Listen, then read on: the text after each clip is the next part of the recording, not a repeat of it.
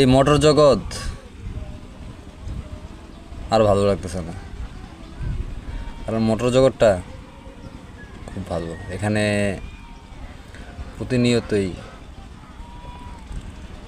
আচার ব্যবহার সব দিক থেকেই দেখতেছি খারাপ। তো আমি তো কারোর সাথে খারাপ আচরণ বা খারাপ বিহেভ করতে পারি না,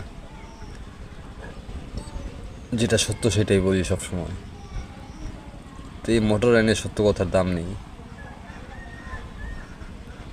আর আমাকে দিব আর এই লাইনে হবে না।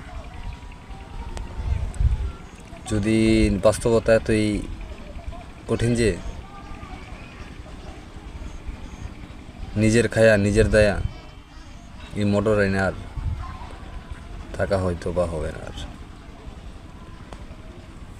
দেখি আজকে দিনটা শেষ করে হয়তো বা কালকে সকাল থেকে বা রাত্রে নাইটে চলে যাব।